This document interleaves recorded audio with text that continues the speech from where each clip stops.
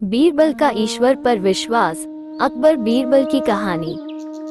बीरबल एक ईमानदार तथा धर्म प्रिय व्यक्ति था। वो प्रतिदिन ईश्वर की आराधना बिना नागा किया करता था। इससे उसे नैतिक व मानसिक बल प्राप्त होता था। वो अक्सर कहा करता था कि ईश्वर जो कुछ भी करता है मनुष्य के भले के लिए ही करता है।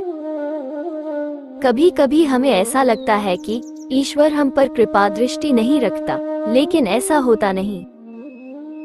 कभी कभी तो उसके वरदान को भी लोग शाप समझने की भूल कर बैठते हैं। वो हमको थोड़ी पीड़ा इसलिए देता है ताकि बड़ी पीड़ा से बच सके।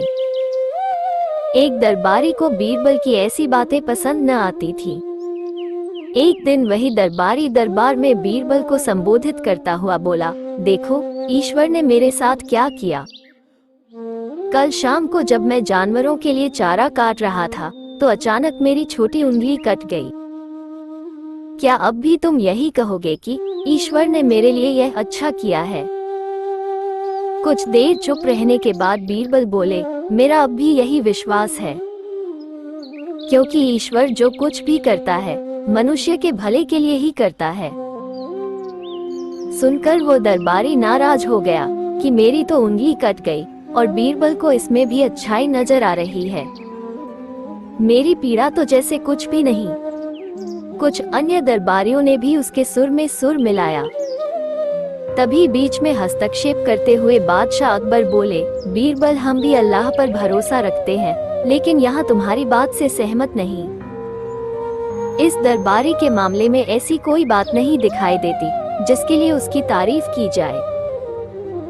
बीरबल मुस्कुराता हुआ बोला, ठीक है जहांपना, समय ही बताएगा। अब 3 महीने बीत चुके थे। वो दरबारी जिसकी उंगली कट गई थी घने जंगल में शिकार खेलने निकला हुआ था। एक हिरन का पीछा करते वो भटककर आदिवासियों के हाथों में जा पड़ा।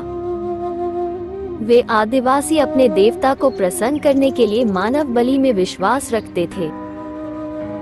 आदिवासियों को एक मानव की आवश्यकता थी, अतः वे उस दरबारी को पकड़कर मंदिर में ले गए बलि चढ़ाने के लिए। लेकिन जब पुजारी ने उसके शरीर का निरीक्षण किया तो हाथ की एक उंगली कम पाई। नहीं, इस आदमी की बलि नहीं दी जा सकती।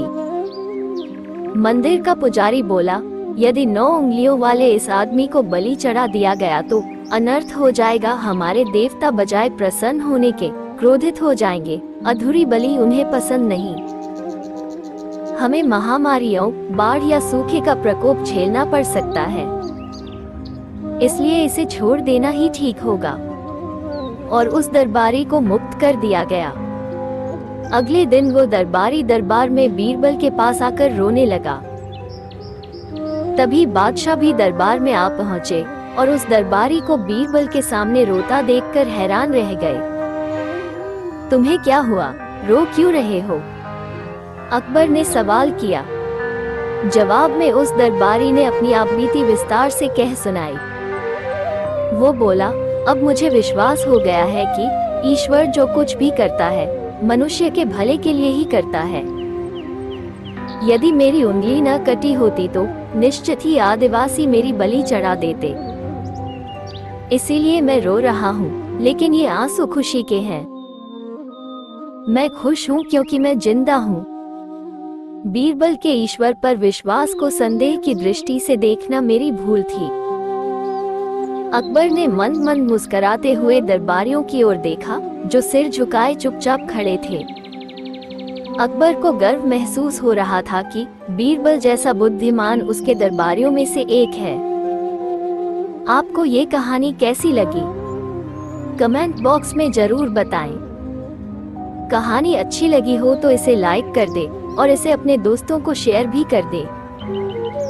आपने अभी तक हमारे चैनल को सब्सक्राइब नहीं किया है तो इसे सब्सक्राइब जरूर कर लीजिए, क्योंकि मैं ऐसे ही कहानियाँ आपके लिए लाते रहती हूँ।